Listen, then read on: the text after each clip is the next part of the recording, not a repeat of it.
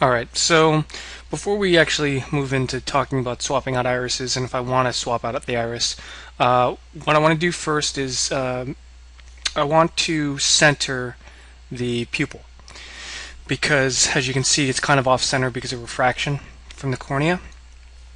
So I'm going to go in here and just quickly center them and find my layer, and this is a pretty simple process. I'm going to just select a fairly large region here, and I'm going to Shift Control C and then Control V. So I copy that down, and then I'm just going to move this over, inch it on over so it's right in the center here. Now because our geometry is closed, we have the ability to dictate how big this pupil is. From a production standpoint, this would be open, typically open, so they can have a rig that'll allow the pupil to dilate with a controller. But for our purposes for this course, this is going to be fine. So I move that over, and then I'm just going to just erase out this hard edge here.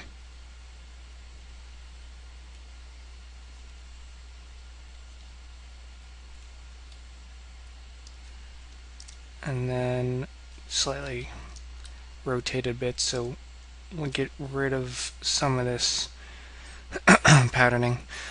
You won't see too much of it from the context of the character, but just want to make sure it's not overtly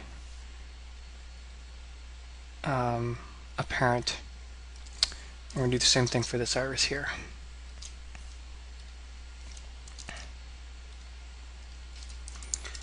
Inch it on over. And as you can see, the pupil is not a perfect circle, and this actually is going to help us in the end bring it into more of that photorealism as opposed to having a clean perfect circle for a pupil, which more often than not people do, and it just ends up looking very CG.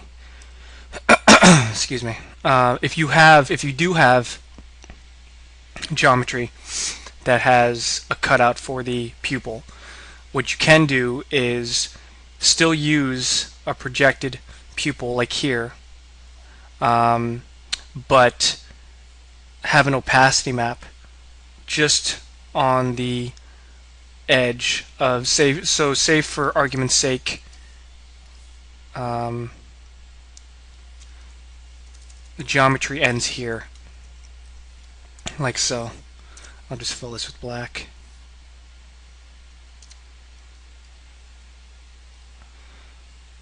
So say that's the geometry there.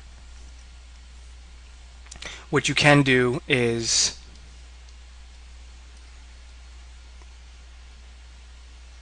grab your iris, your pupil, and just get the edge to bleed just beyond that and provide an opacity map. So that way you eliminate the perfect circle, and then you get that oblong kind of organic circle. That's going to help read so much better. And you'll get, if you really look at the edge of iris, it's kind of a jagged edge. So you can kind of, in your opacity map, sharpen that up and create a nice jagged edge to it so it's not a perfect clean line. And that's going to add a lot more realism when you get close-ups of the eye. And then one final thing is I'm going to take a pure black and I'm going to paint inside here.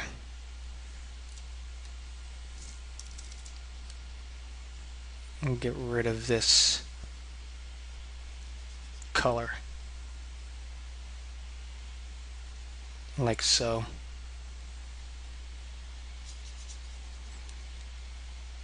And make sure this sits right on top of both, just so inside the pupil it's 100% black, which is what we want.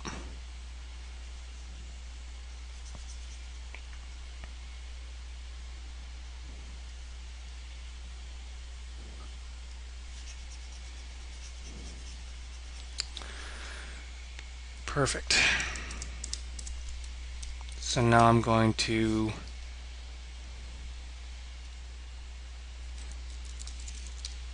save this out,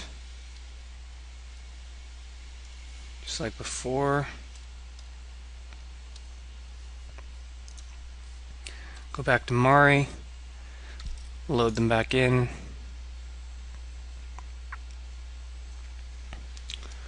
So I'm going to have to do it from the here.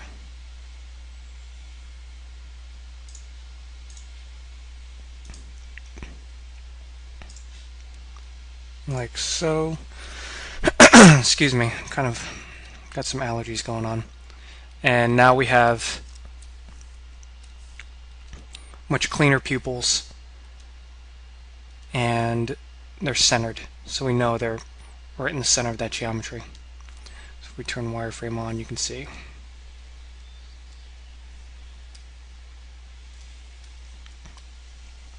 It's nicely centered there. And this is basically the start to our eyes, which I'm really happy with. They're a bit bright, but I'm actually going to leave color correction and brightness, general, broad, global color correction brightness, to Mari, because then I can do it in the context of the skin rather than having to go back and forth between Photoshop and Mari. So for now I'm going to leave it as is, because we're going to dive into irises. So let's look at this iris. I'm actually really happy with this iris. I like the way it's blending with the sclera. It's got that nice blur. I don't like the color of it. I want it to be blue. So there's two things I can do. I can go back to my texture reference in my eyes, find a blue eye that I like.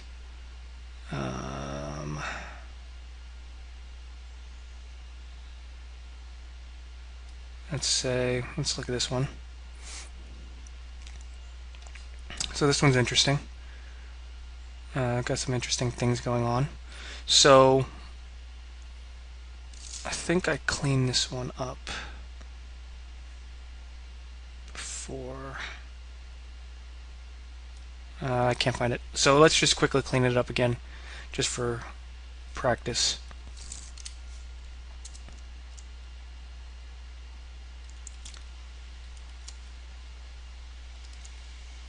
So I'm gonna, actually before we actually clean it up, I want to just quickly grab it and drop it into my eyes and just see how it's going to work out. Just as a quick test bed before I spend too much time on it.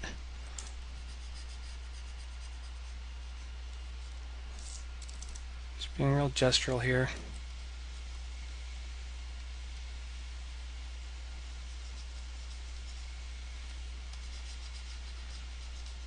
Quickly masking that out.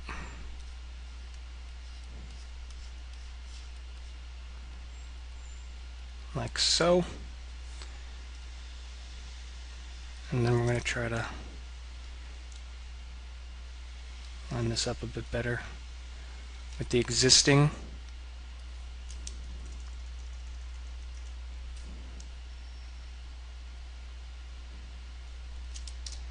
eye that I projected. And I'm going to just hide that for a second. So now I'm going to just save this out really quick, load it back into Mari,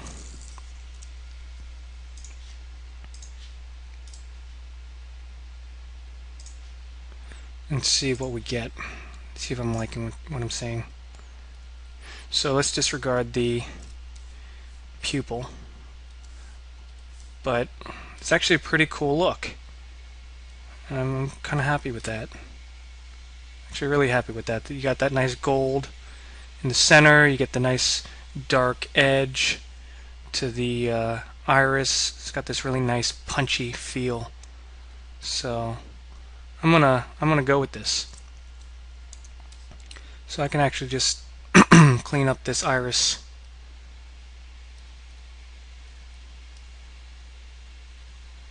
here. So I'm gonna hide this for a second and hide that for a second. Just gonna go ahead and do the same process as before. Just grabbing different areas. And then just blending them in.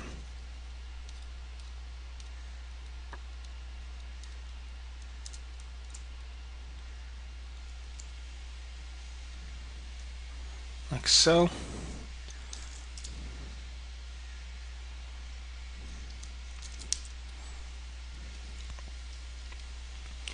And same thing on this side.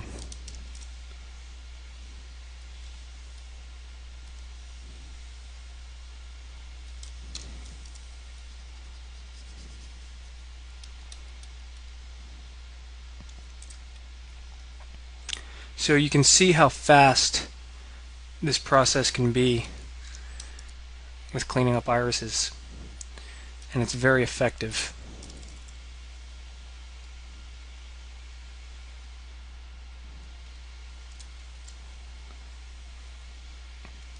With getting believable stuff pretty quickly.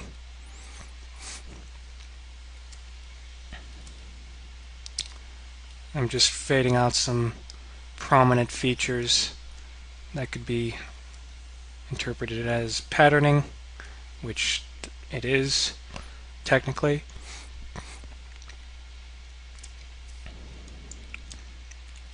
And there we go.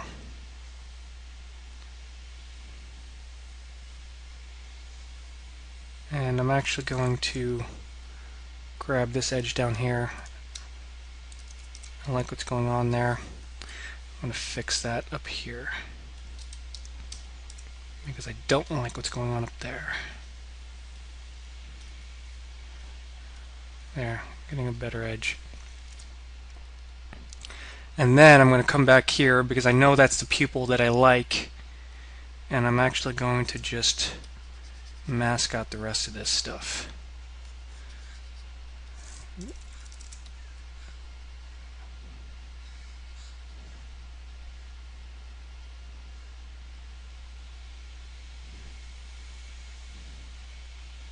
Just right up to the edge. I'm going to desaturate it, or better, slightly desaturate it.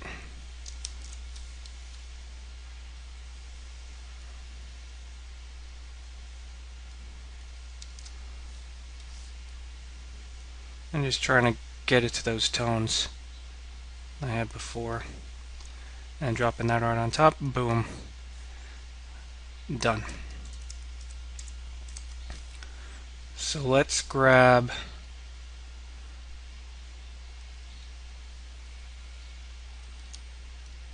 this iris, so we're going to call this blue iris. Grab that one, drop it down in here, like so, and then move it on over.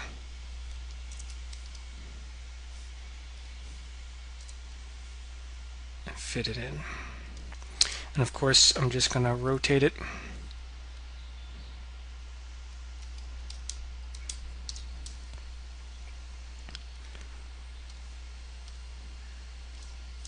And then mask this out like before.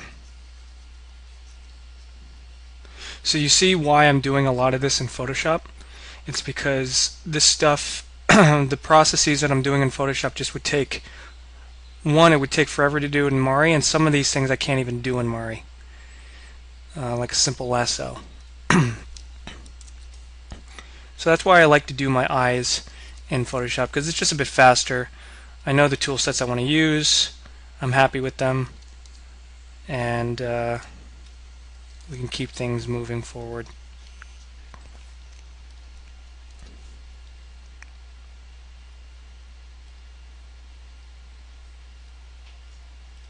like so.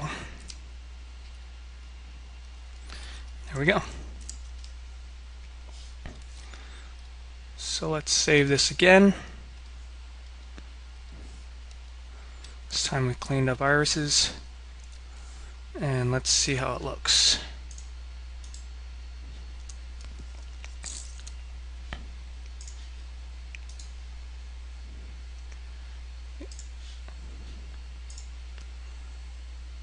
And there we go. Awesome. So now we have some really cool emerald blue green eyes as a starting point. I may decide to change them up a bit more. So there we go. So there's a process that I use to switching up irises. So I spend my time in the beginning getting the sclera's in place, and then I'll go in and decide, do I want the irises that I've originally chosen, or do I want to swap them out? 9 times out of 10 I typically do just swap them out because I have a very specific color in mind. Conceivably, the other way I can go about doing this is I could color correct this current iris, but that kind of gets into a strange realm, especially if you're trying to color correct colors that are conflicting with the colors that you have in here. So it gets kind of weird. So the best approach is to find the iris you're looking for, or something close to it, and then go from there. Whereas trying to take a brown eye into a green-blue eye is going to be a tricky thing to do and make it look natural, like this. So we're pretty much done with the base color maps. I'm going to end this recording and start the next one and start talking about some tricks that I've learned over the years to help get much more organic and believable eyes. And then we'll dive into doing the spec maps and talking about whether we even need spec maps, and then dive into the fine displacement maps.